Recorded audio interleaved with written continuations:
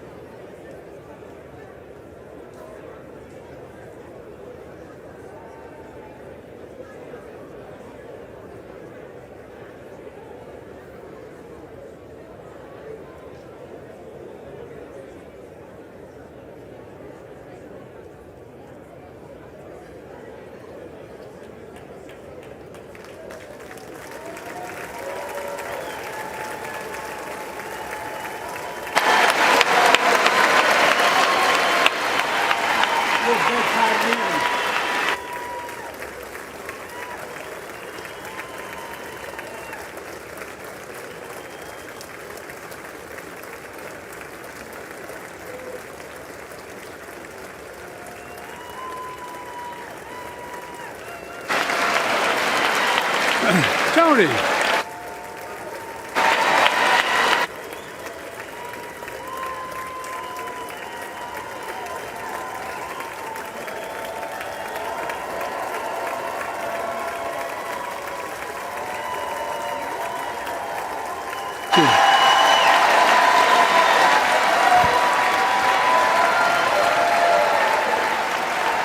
Jill.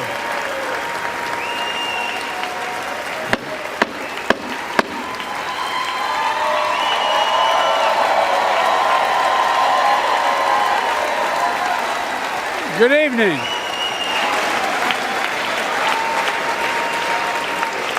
Good evening. If I were smart, I'd go home now.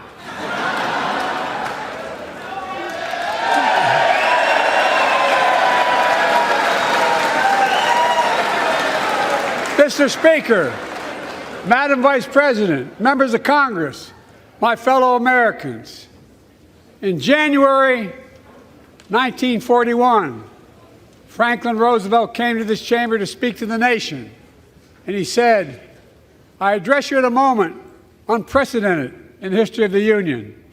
Hitler was on the march. War was raging in Europe. President Roosevelt's purpose was to wake up Congress and alert the American people that this was no ordinary time. Freedom and democracy were under assault in the world. Tonight, I come to this same chamber to address the nation. Now, it's we who face an unprecedented moment in the history of the Union. And yes, my purpose tonight is to wake up the Congress and alert the American people that this is no ordinary moment either. Not since President Lincoln and the Civil War have freedom and democracy been under assault at home as they are today. What makes our moment rare is that freedom and democracy are under attack both at home and overseas at the very same time. Overseas, Putin of Russia is on the march, invading Ukraine and sowing chaos throughout Europe and beyond. If anybody in this room thinks Putin will stop at Ukraine, I assure you he will not.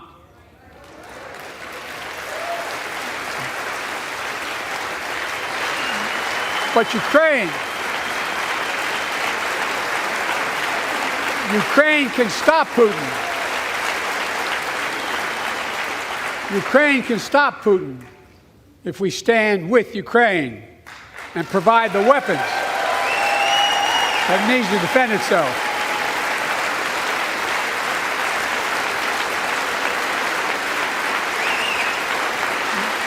That is all.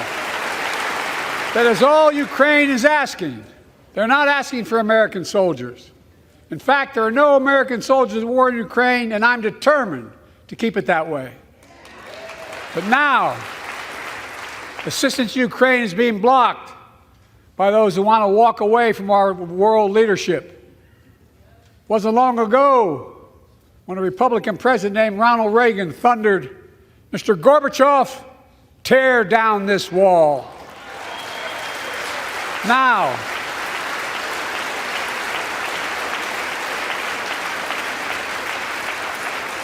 my predecessor, a former Republican president, tells Putin, quote, "Do whatever the hell you want." That's a quote. A former president actually said that, bowing down to a Russian leader. I think it's outrageous, it's dangerous, and it's unacceptable.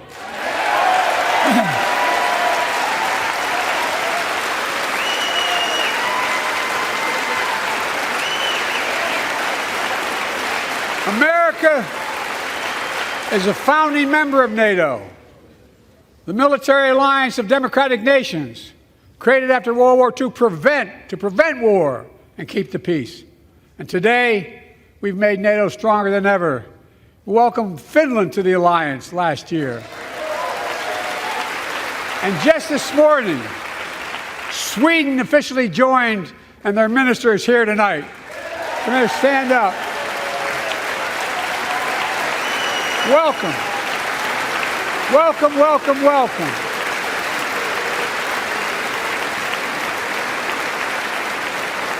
And they know how to fight. Mr. Prime Minister, welcome to NATO, the strongest military alliance the world has ever seen. I say this to Congress, we have to stand up to Putin. Send me a bipartisan national security bill. History is literally watching. History is watching. If the United States walks away, it will put Ukraine at risk. Europe is at risk. The free world will be at risk, emboldening others to do what they wish to do us harm. My message to President Putin, who I've known for a long time, is simple. We will not walk away.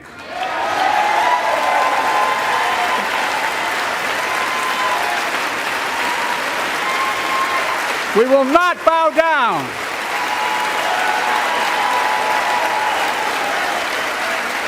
I will not bow down.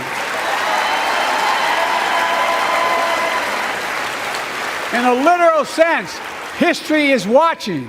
History is watching. Just like history watched 3 years ago on January 6th, when insurrectionists stormed this very Capitol and placed a dagger to the throat of American democracy.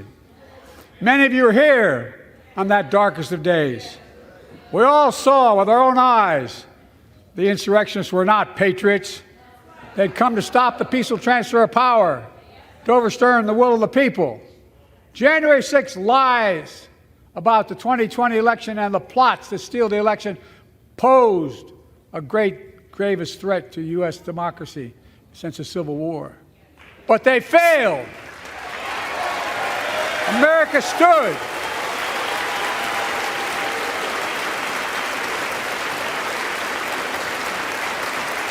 America stood strong, and democracy prevailed. We must be honest. The threat to democracy must be defended. My predecessor and some of you here seek to bury the truth about January 6th. I will not do that. This is the moment to speak the truth and to bury the lies. Here's the simple truth. You can't love your country only when you win.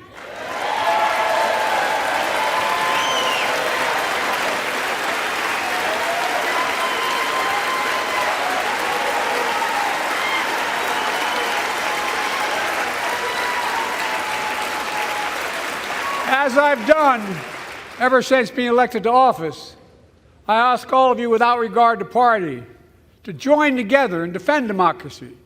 Remember your oath of office to defend against all threats, foreign and domestic. Respect free and fair elections, restore trust in our institutions, and make clear political violence has absolutely no place in America, zero place. Again, it's not hyperbole to suggest history is watching. We're watching. Your children and grandchildren will read about this day and what we do. History is watching another assault on freedom. Joining us tonight is Latoya Beasley, a social worker from Birmingham, Alabama. 14 months ago, she and her husband welcomed a baby girl thanks to the miracle of IVF. She scheduled treatments to have that second child, but the Alabama Supreme Court shut down IVF treatments across the state, unleashed by a Supreme Court decision overturning Roe v. Wade. She was told her dream would have to wait.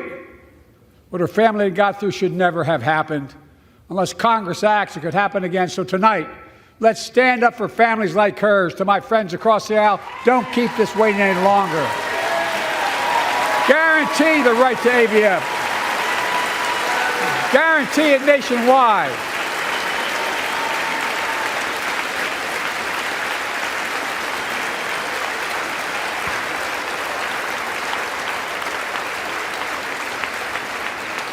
Like most Americans, I believe Roe v. Wade got it right. I thank Vice President Harris for being an incredible leader, defending reproductive freedom, and so much more.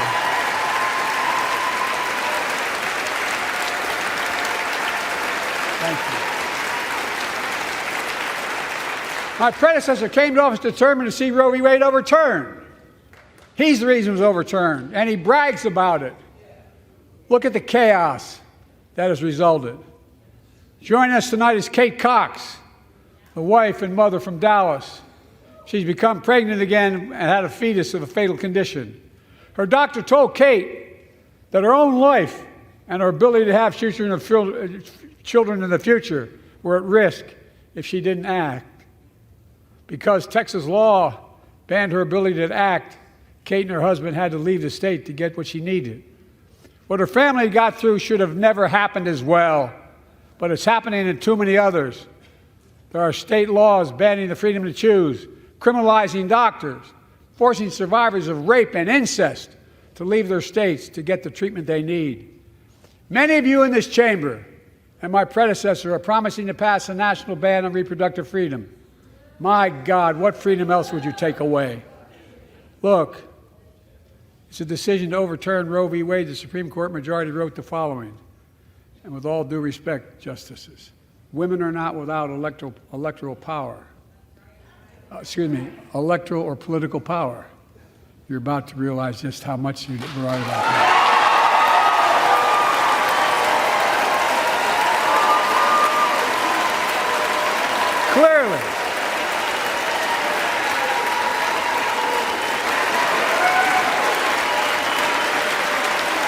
Clearly, those bragging about overturning Roe v. Wade have no clue about the power of women. But they found out when reproductive freedom was on the ballot. We won in 2022 and 2020, and we'll win again in 2024.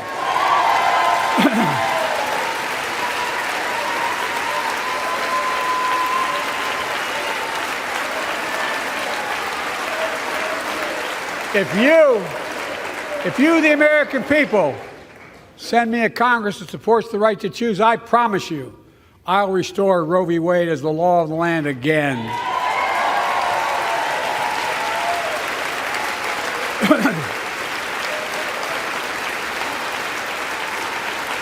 Folks, America cannot go back. I'm here tonight to show what I believe is the way forward, because I know how far we come. 4 years ago next week, before I came to office, the country was hit by the worst pandemic and the worst economic crisis in a century. Remember the fear, record losses? Remember the spikes in crime and the murder rate, raging virus that took more than 1 million American lives, of loved ones, millions left behind? A mental health crisis of isolation and loneliness. A president, my predecessor, failed the most basic presidential duty that he owes to American people, the duty to care. I think that's unforgivable. I came to office determined to get us through one of the toughest periods in the nation's history. We have. It doesn't make news, but in 1,000 cities and towns, the American people are writing the greatest comeback story never told.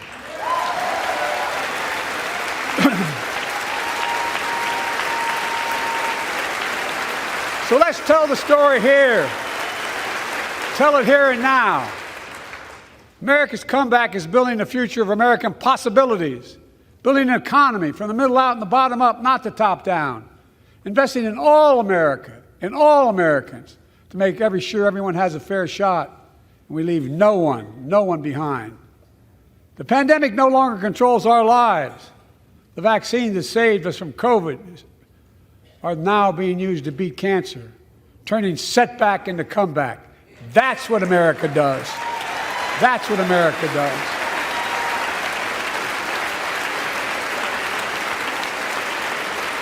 Folks, my inherited economy is on the brink. Now our economy is literally the envy of the world. 15 million new jobs in just 3 years, a record, a record. Unemployment at 50-year lows. A record 16 million Americans are starting small businesses, and each one is a literal act of hope. With historic job growth and small business growth for Black and Hispanics and Asian Americans, 800,000 new manufacturing jobs in America and counting. Where is it written we can't be the manufacturing capital of the world? We are, we will. More people have health insurance today. More people have health insurance today than ever before. The racial wealth gap is as small as it's been in 20 years. Wages keep going up. Inflation keeps coming down. Inflation has dropped from 9% to 3%, the lowest in the world and tending lower.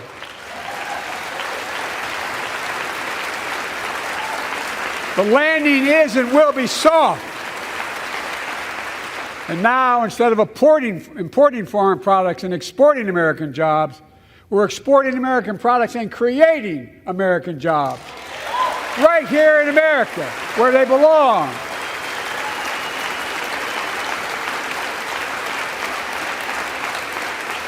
And it takes time, but the American people are beginning to feel it.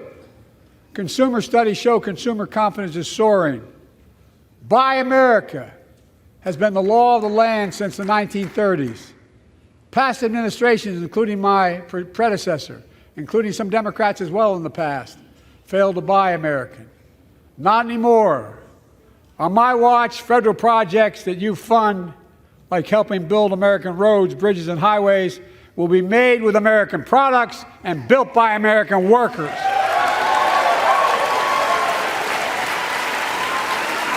Creating good-paying American jobs.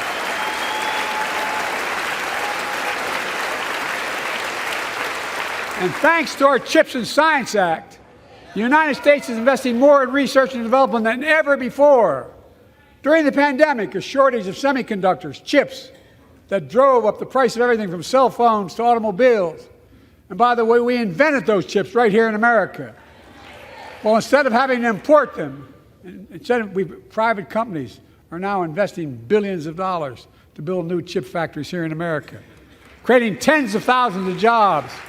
Many of those jobs paying $100,000 a year and don't require a college degree.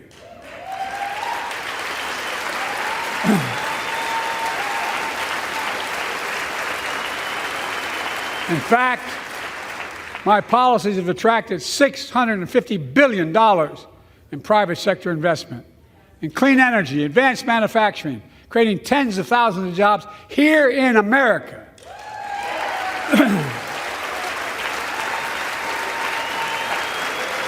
And thanks to our bipartisan infrastructure law, 46,000 new projects have been announced all across your communities.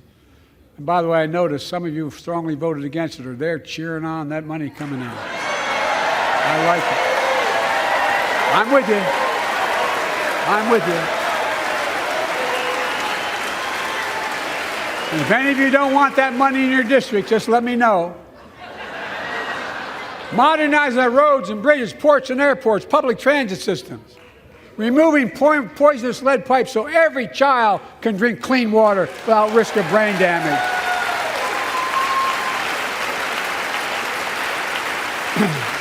Providing affordable high-speed internet for every American, no matter where you live, urban, suburban, or rural communities, in red states and blue states.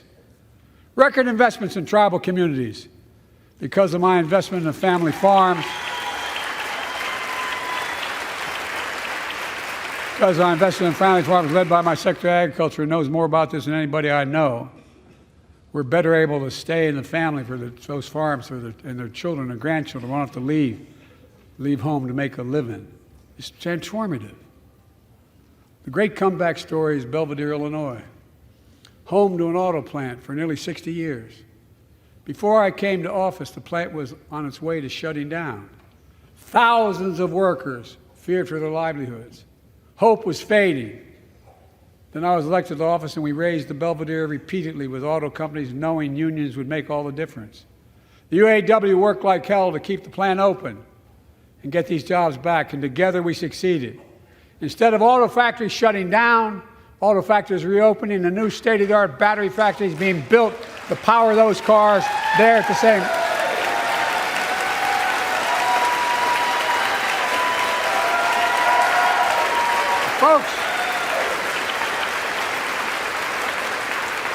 The folks at Belvedere, I say, instead of your town being left behind, your community is moving forward again. Because instead of watching auto jobs of the future go overseas, 4,000 union jobs with higher wages are building the future in Belvedere right here in America.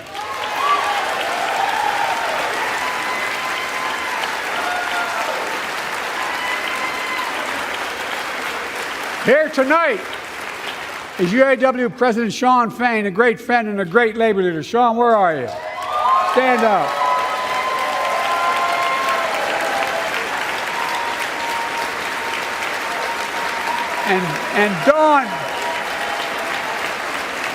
And Dawn Sims, a third-generation worker, UAW worker at Belvedere. Shawn, I was proud to be the first president to stand on the picket line, and today, Dawn has a good job in her hometown, providing stability for her family and pride and dignity as well. Showing once again, Wall Street didn't build America. They're not bad guys. They didn't build it, though. The middle class built the country, and unions built the middle class.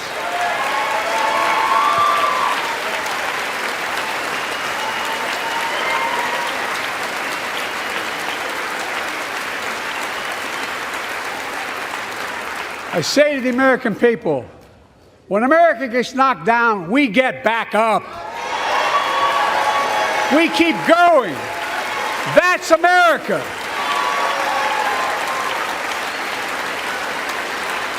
That's you, the American people. It's because of you America's coming back. It's because of you our future is brighter. It's because of you that tonight we can proudly say the state of our union is strong and getting stronger.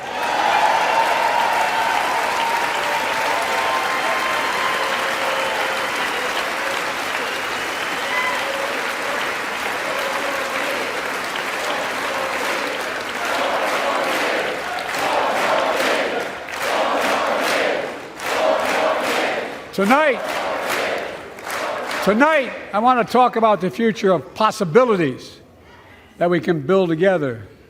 A future where the days of trickle-down economics are over and the wealthy and the biggest corporations no longer get all the tax breaks. And by the way, I understand corporations. I come from a state that has more corporations invested than every one of your states in the United States combined.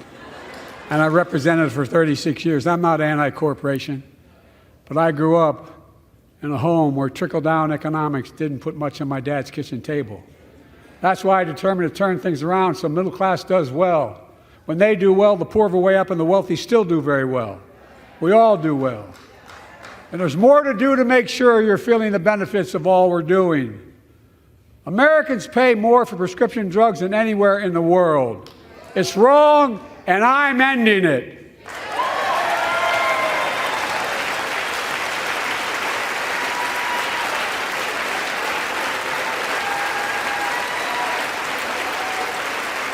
With a law that I proposed and signed, not one of you Republican buddies voted for it. We finally beat Big Pharma. Instead of paying $400 a month or thereabouts for insulin with diabetes, and it only costs $10 to make, they only get paid $35 a month now and still make a healthy profit. And but what to do next? I want to cap the cost of insulin at $35 a month for every American who needs it. Everyone.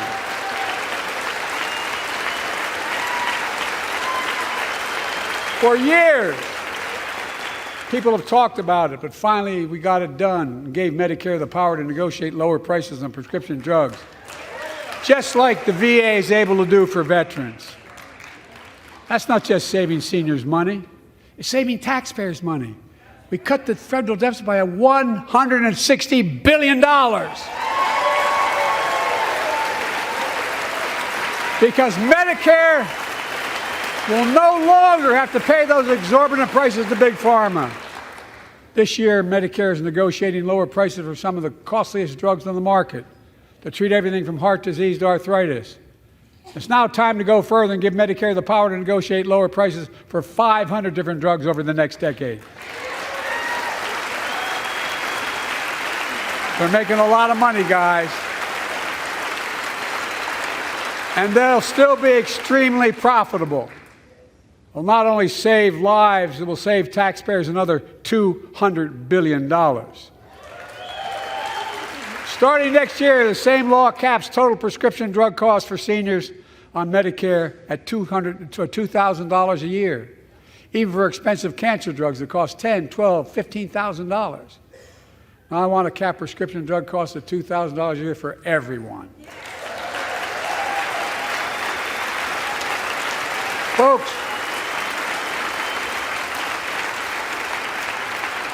I'm going to get in trouble for saying that, but if you want to get an Air Force One and fly to Toronto, Berlin, Moscow, even Moscow, probably.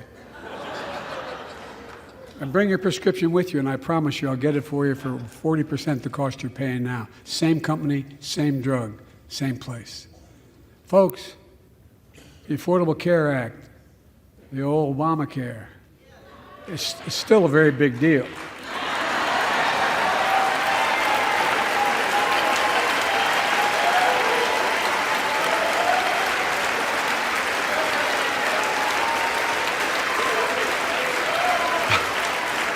Over 100 million of you can no longer be denied health insurance because of pre-existing condition. But my predecessor, and many in this chamber, want to take this prescription drug away by repealing the Affordable Care Act. I'm not going to let that happen. We stopped you 50 times before, and we'll stop you again. In fact, I'm not only protecting it, I'm expanding it. The enacted tax credits of $800 per person per year reduce health care costs for millions of working families. That tax credit expires next year. I want to make that savings permanent.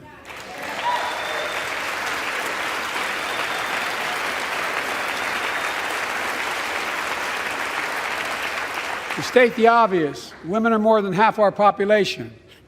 But research on women's health has always been underfunded. That's why we're launching the first ever White House initiative on women's health research, led by Jill, doing an incredible job as First Lady.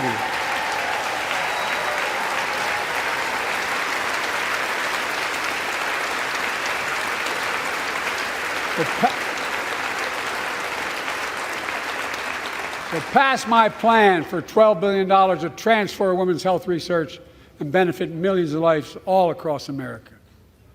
I know the cost of housing is so important to you. If inflation keeps coming down, mortgage rates will come down as well, and the Fed acknowledges that. But I'm not waiting. I want to provide an annual tax credit that will give Americans $400 a month for the next 2 years as mortgage rates come down, to put toward their mortgages when they buy their first home or trade up for a little more space. Just for 2 years.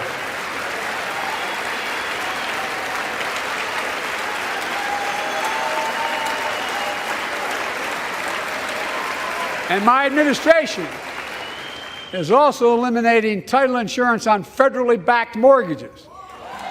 When you refinance your home, you can save $1,000 or more as a consequence. For millions of renters, we're cracking down on big landlords who use antitrust law, who break antitrust laws by price fixing and driving up rents. We've cut red tape so builders can get federally financing, which is already helping build a record 1.7 million new housing units nationwide. Now pass and build and renovate 2 million affordable homes and bring those rents down.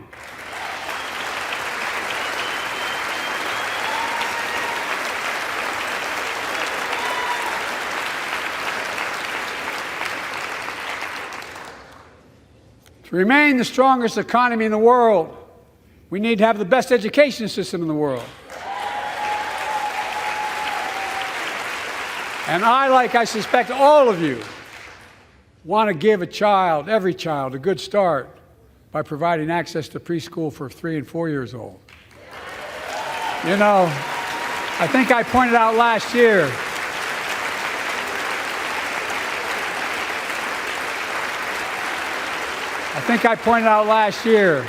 that children coming from broken homes where there's no books, they're not read to, not spoken to very often, start school, kindergarten, or first grade, having heard 1 million fewer words spoken.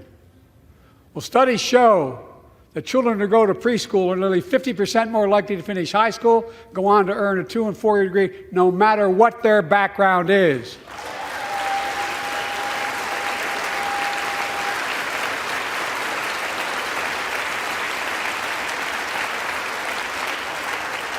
I met a year and a half ago with the leaders of the Business Roundtable.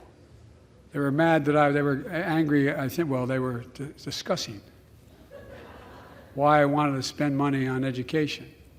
I pointed out to them, as vice president, I met with over I think it was 182 of those folks. Don't hold me to the exact number. And I asked them what they need most, the CEOs. And you've had the same experience on both sides of the aisle. They say a better educated workforce, right? So I looked at them, and I say, I come from Delaware. DuPont used to be the 8th largest corporation in the world. And every new enterprise they bought, they educated the workforce to that enterprise. But none of you do that anymore. Why are you angry with me providing you the opportunity for the best educated workforce in the world? And they all looked at me and said, I think you're right. I want to expand high-quality tutoring and summer learning to see that every child learns to read by 3rd grade.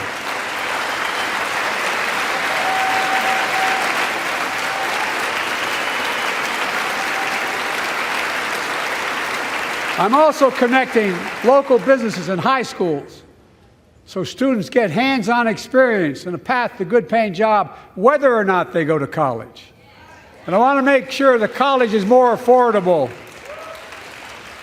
Let's continue increasing the Pell Grants to working and middle-class families and increase record investments in HBCUs and minority-serving institutions, including Hispanic institutions.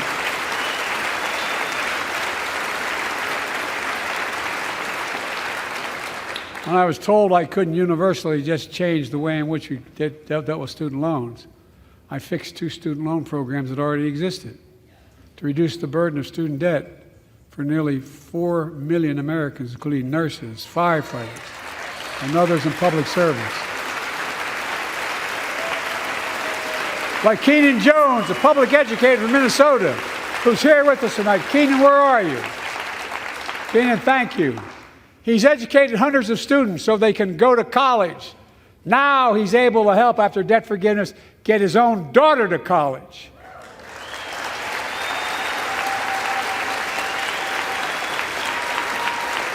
And folks, look,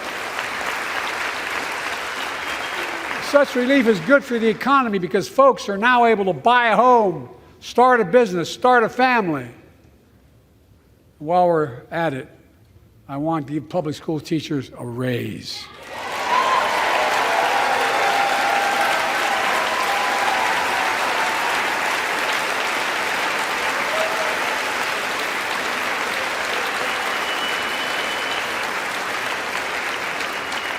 And by the way, the first couple of years, we cut the deficit. Now, let me speak to the question of fundamental fairness for all Americans. I've been delivering real results in fiscally responsible ways. We've already cut the federal deficit. We've already cut the federal deficit over $1 trillion. I signed the bipartisan deal to cut another $1 trillion in the next decade. It's my goal to cut the federal deficit another $3 trillion by making big corporations and very wealthy finally beginning to pay their fair share.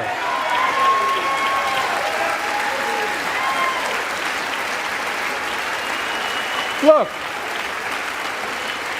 I'm a capitalist. If you want to make or can make $1 million or millions of bucks, that's great. Just pay your fair share in taxes. A fair tax code is how we invest things to make this country great. Healthcare, education, defense, and so much more. But here's the deal. The last administration enacted a $2 trillion tax cut, overwhelmingly benefit the top 1%. The very wealthy and the biggest corporation, and exploded the federal deficit. They added more to the national debt than any presidential term in American history. Check the numbers. Folks at home, does anybody really think the tax code is fair?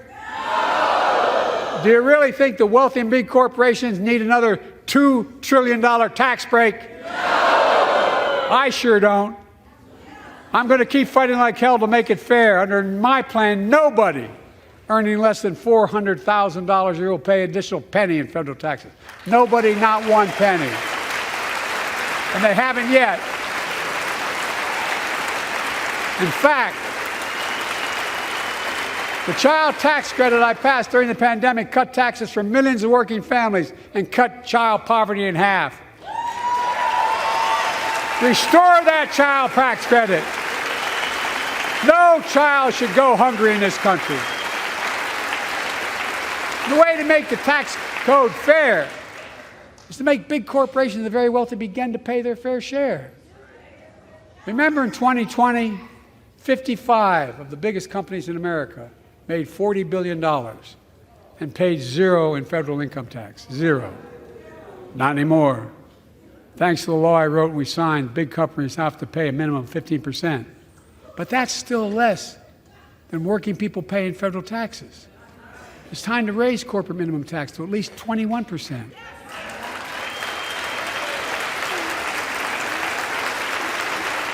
So every big corporation finally begins to pay their fair share. I also want to end tax breaks for big pharma, big oil, private jets, massive executive pay when it's only supposed to be $1 million that could be deducted. They can pay them $20 million if they want, but deduct $1 million. End it now. You know, there are 1,000 billionaires in America. You know what the average federal tax is for those billionaires? No. They're making great sacrifices, 8.2%. That's far less than the vast majority of Americans pay. No billionaire should pay a lower federal tax rate than a teacher, a sanitation worker, or a nurse.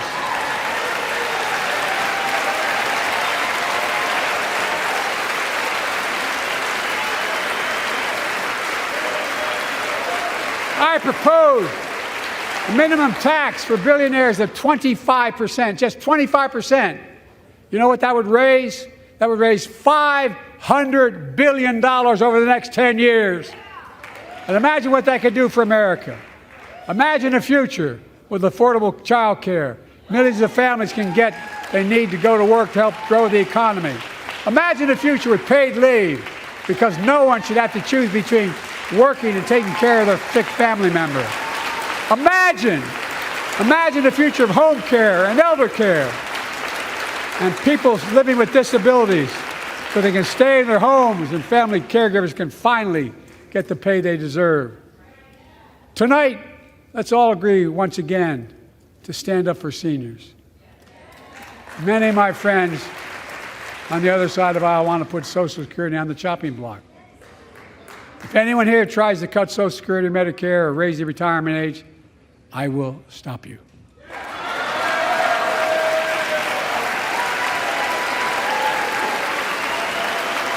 The working people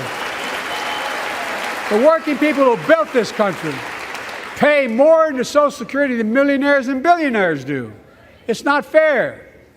We have two ways to go. Republicans can cut Social Security and give more tax breaks to the wealthy. That's the proposal. Oh no, you guys don't want another $2 trillion tax cut? I kind of thought that's what your plan was. Well, that's good to hear. You're not going to cut another $2 trillion for the super wealthy. That's good to hear. I'll protect and strengthen Social Security and make the wealthy pay their fair share. Look,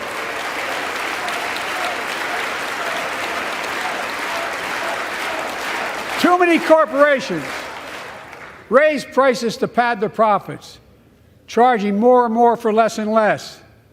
That's why we're cracking down on corporations that engage in price gouging and deceptive pricing, from food to health care to housing. In fact, the snack companies think you won't notice if they change the size of the bag and put a hell of a lot fewer, same size bag, put fewer chips in it. No, I'm not joking. It's called shrinkflation. Pass Bobby Casey's bill and stop this. I really mean it.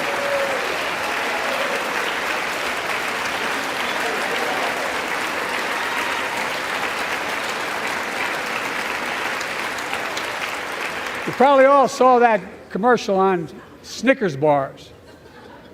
You get charged the same amount, and you got about, 10% fewer Snickers in it.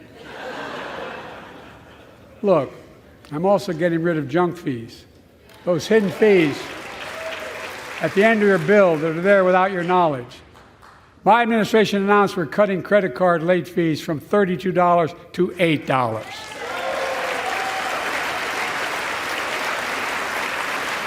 Banks and credit card companies are allowed to charge what it costs them to instigate the collection.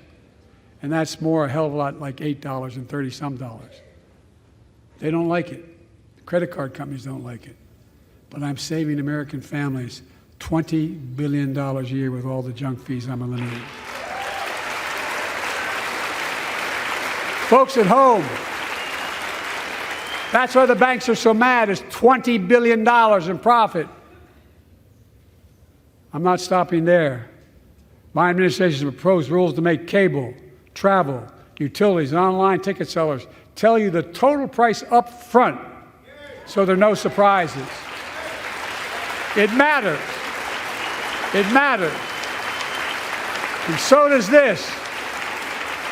In November, my team began serious negotiation with a bipartisan group of senators. The result was a bipartisan bill with the toughest set of border security reforms we've ever seen. Oh, you don't think so? Oh, you don't like that bill, huh? That conservatives got together and said it was a good bill? I'll be darned. That's amazing. That bipartisan bill would hire 1,500 more security agents and officers, 100 more immigration judges to help tackle the backload of 2 million cases, 4,300 more asylum officers, and new policies so they can resolve cases in 6 months instead of 6 years now.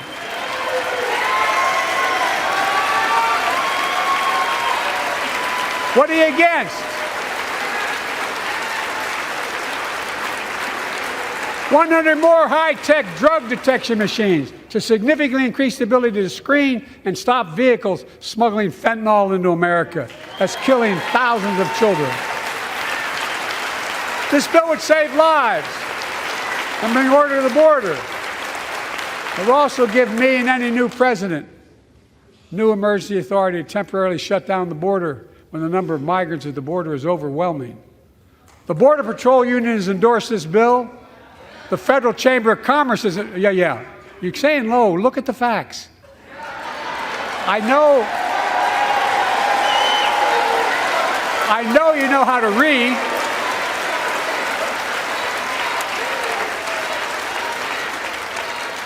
I believe that given the opportunity for a majority in the House and Senate would endorse the bill as well, a majority right now. But unfortunately, politics has derailed this bill so far. I'm told my predecessor called members of Congress in the Senate to demand they block the bill. He feels a political win, he viewed it as would be a political win for me and a political loser for him. It's not about him, it's not about me. I'd be a winner, not really.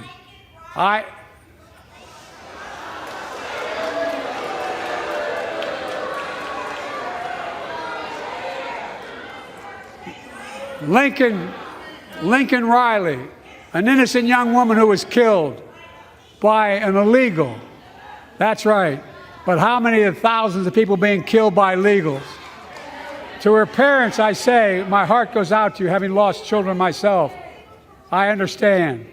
But look, if we change the dynamic at the border, people pay these smugglers $8,000 to get across the border because they know if they get by and let into the country, it's 6 to 8 years before they have a hearing. And it's worth taking the chance of the $8,000. But if it's only 6 weeks, the idea is it's highly unlikely that people will pay that money and come all that way knowing that they'll be able to be kicked out quickly. Folks, I would respectfully suggest my Republican friends owe it to the American people, get this bill done. We need to act now.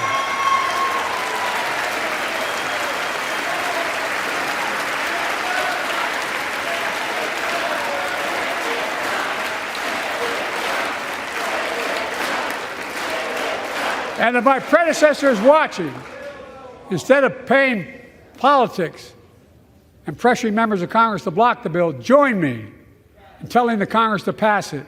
We can do it together, but that's what he apparently here's what he will not do. I will not demonize immigrants saying they are poison in the blood of our country. I will not separate families. I will not ban people because of their faith. Unlike my predecessor on my first day in office, I introduced a comprehensive bill to fix our immigration system. Take a look at it. It has all these and more. Secure the border. Provide a pathway to citizenship for dreamers. And so much more. But unlike my predecessor, I know who we are as Americans. And we're the only nation in the world with a heart and soul that draws from old and new. Home to Native Americans, and ancestors have been here for thousands of years. Home to people of from every place on earth. They came freely. Some came in chains. Some came when famine struck, like my ancestral family in Ireland. Some to flee persecution, to chase dreams that are impossible anywhere but here in America. That's America. And we all come from somewhere, but we're all Americans.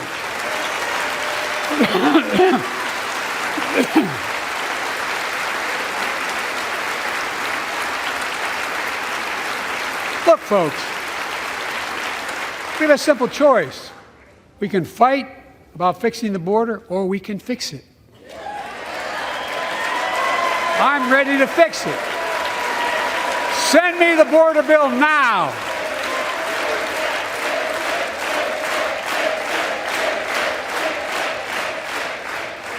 A transformational moment in history happened 59 years ago today in Selma, Alabama. Hundreds of foot soldiers for justice marched across the Edmund Pettus Bridge, named after the Grand Dragon of the Ku Klux Klan, to claim their fundamental right to vote. They were beaten, they were bloody, and left for dead. Our late friend and former colleague, John Lewis, was on that march. We miss him.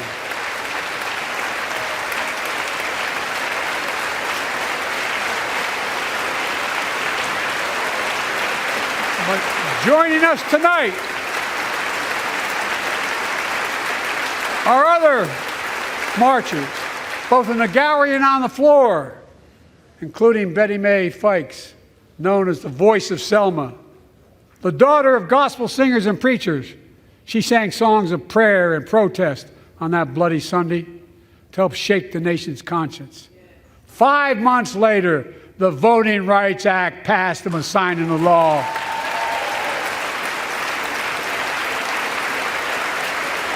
Thank you. Thank you, thank you, thank you.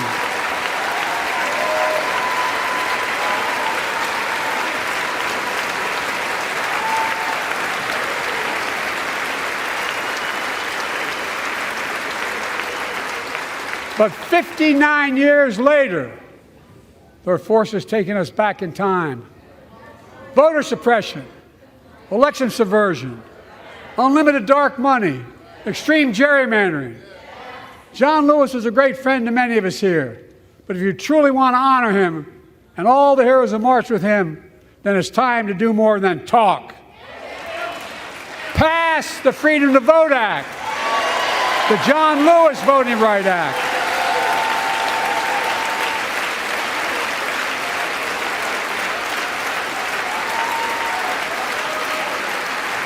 And stop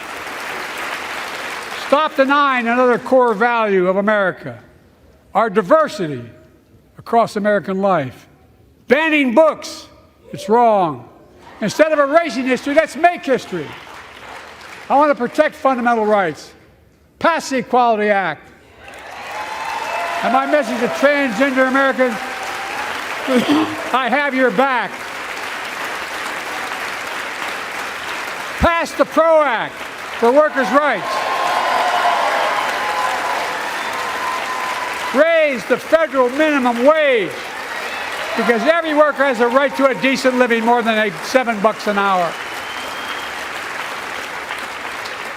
We're also making history by confronting the climate crisis, not denying it. I don't think any of you think there's no longer a climate crisis. At least I hope you don't. I'm taking the most significant action ever on climate in the history of the world. I'm cutting our carbon emissions in half by 2030, creating tens of thousands of clean energy jobs like the IBEW workers building and installing 500,000 electric vehicle charging stations. Conserving 30% of America's lands and waters by 2030. And taking action on environmental justice fence line communities smothered by the legacy of pollution. And patterned after the Peace Corps and AmeriCorps, I launched the Climate Corps to put 20,000 young people to work in the forefront of our clean energy future. I'll triple that number in a decade.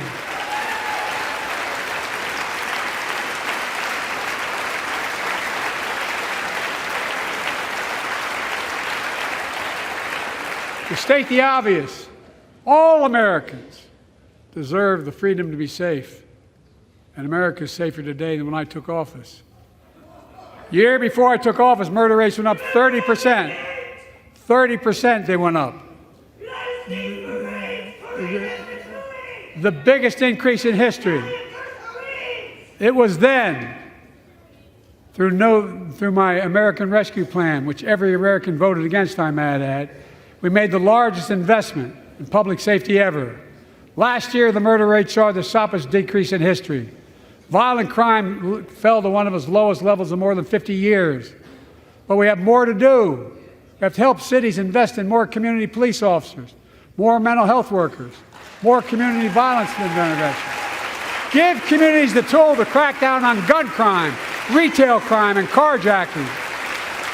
Keep building trust, as I've been doing by taking executive action on police reform and calling for it to be the law of the land. Directing my cabinet to review the federal classification of marijuana and expunging thousands of convictions for the mere possession, because no one should be jailed for simply using or have it on their record. Take on crimes of domestic violence. I'm ramping up the federal enforcement of the Violence Against Women Act that I proudly wrote when I was a senator, so we can finally end the scourge against women in America.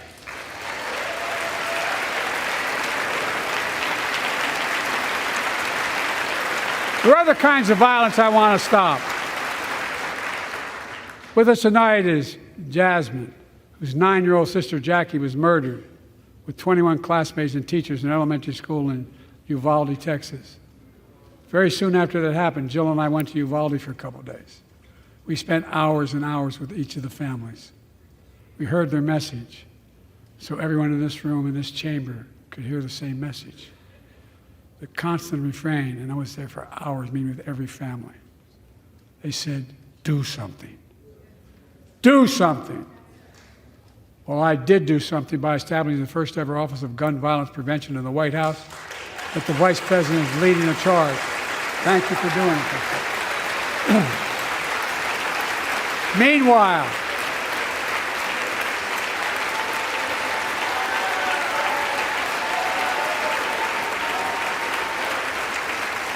Meanwhile, my predecessor told the NRA he's proud he did nothing on guns when he was president.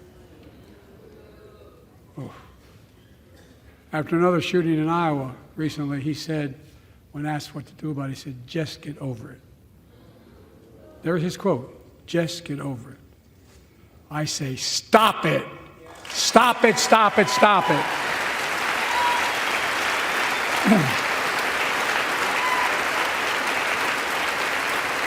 I'm proud we beat the NRA when I signed the most significant gun safety law in nearly 30 years because of this Congress. We now must beat the NRA again. I'm demanding a ban on assault weapons and high-capacity magazines. Pass universal background checks. None of this. I taught the Second Amendment for 12 years. None of this violates the Second Amendment or vilifies responsible gun owners.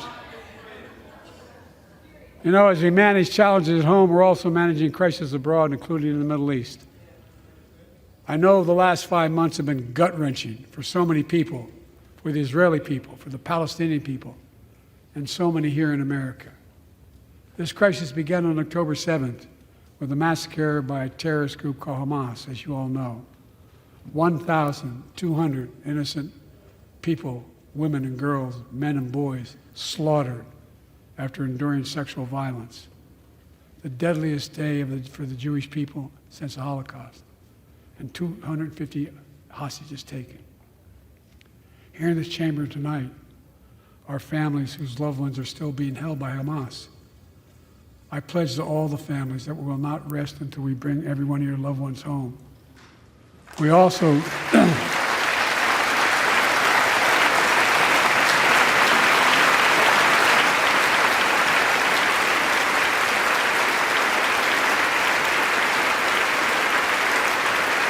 we will also work around the clock to bring home Evan and Paul, Americans being unjustly detained by the Russians and others around the world.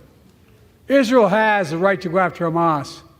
Hamas ended this conflict by releasing hostages, laying down arms, could end it by releasing the hostages, laying down arms, and surrendering those responsible for October 7th.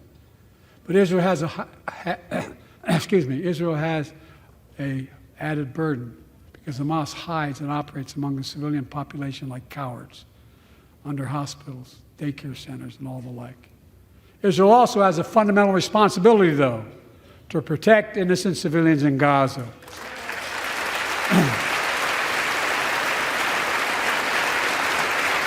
This war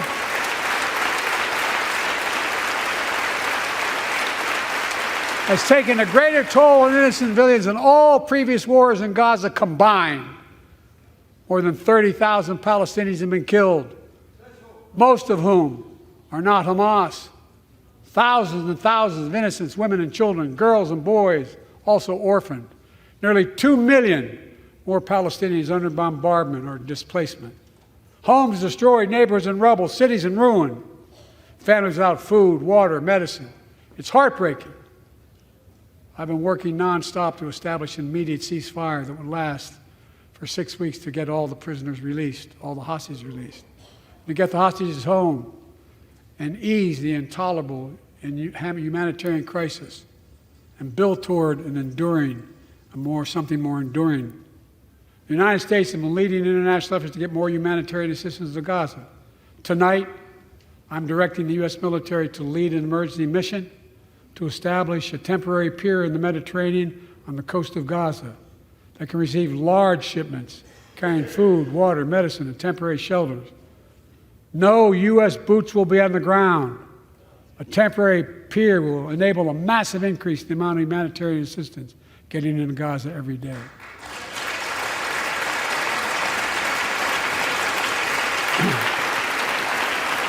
And Israel must do its part. Israel must allow more aid into Gaza to ensure humanitarian workers aren't caught in the crossfire.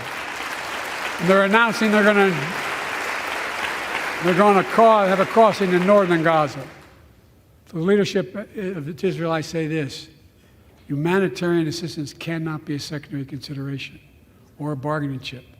Protecting and saving innocent lives has to be a priority. As we look to the future, the only real solution to the situation is a two-state solution over time.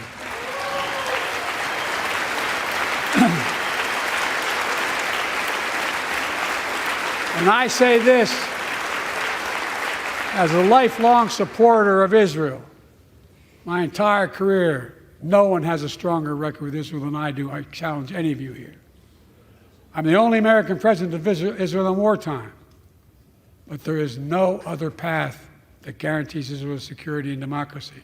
There is no other path that guarantees Palestinians can live in peace with peace and dignity. And there's no other path that guarantees peace between Israel and all of its neighbors, including Saudi Arabia, with whom I'm talking. Creating stability in the Middle East also means containing the threat posed by Iran. That's why I built a coalition of more than a dozen countries to defend international shipping and freedom of navigation in the Red Sea. I've ordered strikes to degrade the Houthi capability and defend U.S. forces in the region. As Commander-in-Chief, I will not hesitate to direct further measures to protect our people and our military personnel.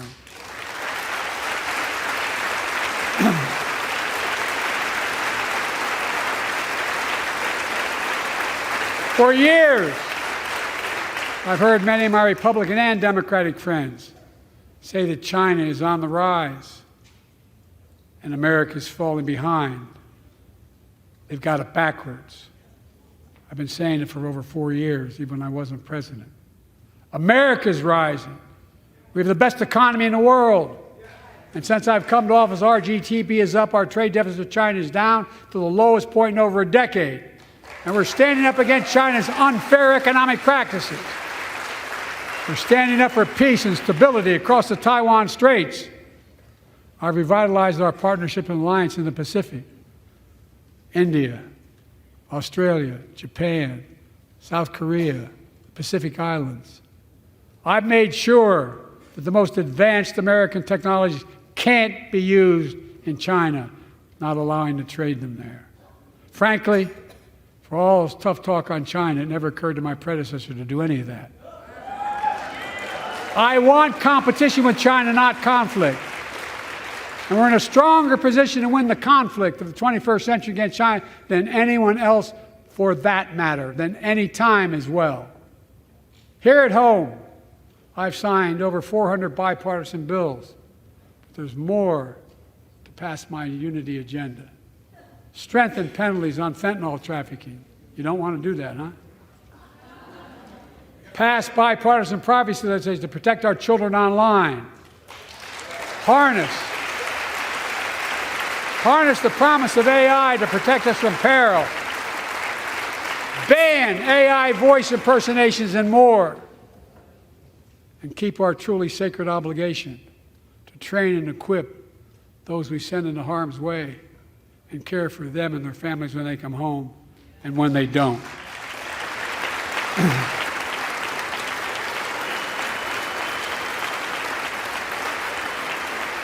That's why the song Support and Help of Dennis and the VA, I signed the PACT Act. One of the most significant laws ever, helping millions of veterans exposed to toxins who now are battling more than 100 different cancers. Many of them don't come home, but we owe them and their families support. We owe it to ourselves to keep supporting our new health research agency called ARPA-H. And remind us that we can do big things, like end cancer as we know it, and we will.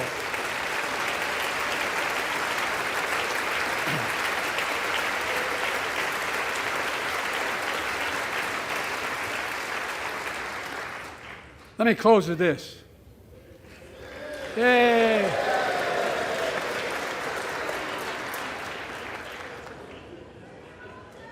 I know you don't want to hear any more, Lindsay, but I got to say a few more things. I know it may not look like it, but I've been around a while.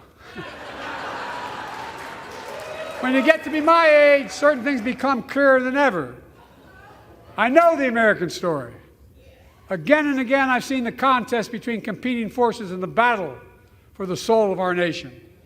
Between those who want to pull America back to the past and those who want to move America into the future. My lifetime has taught me to embrace freedom and democracy, a future based on core values that have defined America: honesty, decency, dignity, equality, to respect everyone, to give everyone a fair shot, to give hate no safe harbor.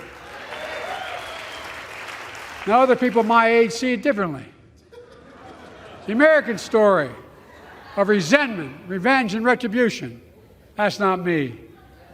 I was born amid World War II, when America stood for the freedom of the world. I grew up in Scranton, Pennsylvania, and Claymont, Delaware, among working-class people who built this country. I watched in horror as two of my heroes, like many of you did, Dr. King and Bobby Kennedy, were assassinated. And their legacies inspired me to pursue a career in service. I left the law firm and became a public defender because my city of Wilmington was the only city in America occupied by the National Guard after Dr. King was assassinated because of the riots. And I became a county councilman almost by accident. I got elected to the United States Senate when I had no intention of running at age 29. Then Vice President, or our first black president. now President, to the first women Vice President.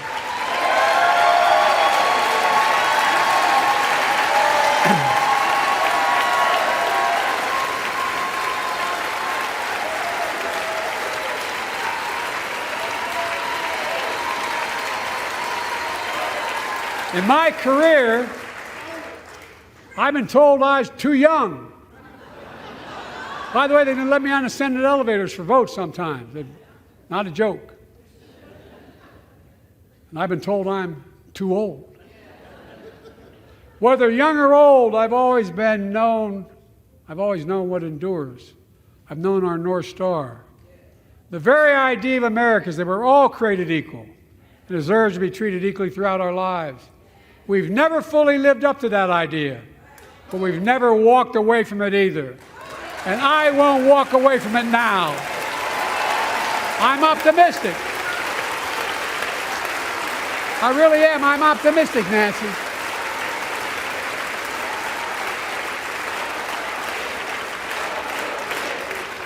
My fellow Americans, the issue facing our nation isn't how old we are, it's how old are our ideas. Hate, anger, revenge, retribution are the oldest of ideas. But you can't lead America with ancient ideas that only take us back. You lead America, the land of possibilities. You need a vision for the future and what can and should be done. Tonight you've heard mine. I see a future where defending democracy, you don't diminish it. I see a future where we restore the right to choose and protect our freedoms, not take them away. I see a future where the middle class finally has a fair shot and the wealthy have to pay their fair share in taxes. I see a future where we save the planet from the climate crisis and our country from gun violence. Above all, I see a future for all Americans. I see a country for all Americans. And I will always be president for all Americans because I believe in America. I believe in you, the American people. You're the reason we've never been more optimistic about our future than I am now. So let's build the future together. Let's remember who we are. We are the United States of America. And there is nothing beyond our capacity when we act together. God bless you all, and may God protect our troops. Thank you, thank you, thank you.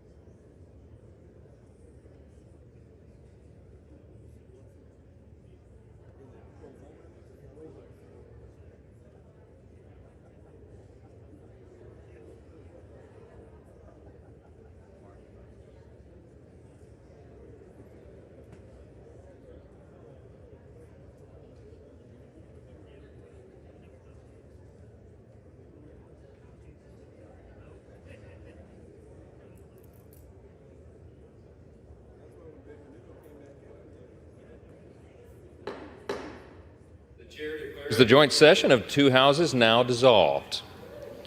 The House will come to order.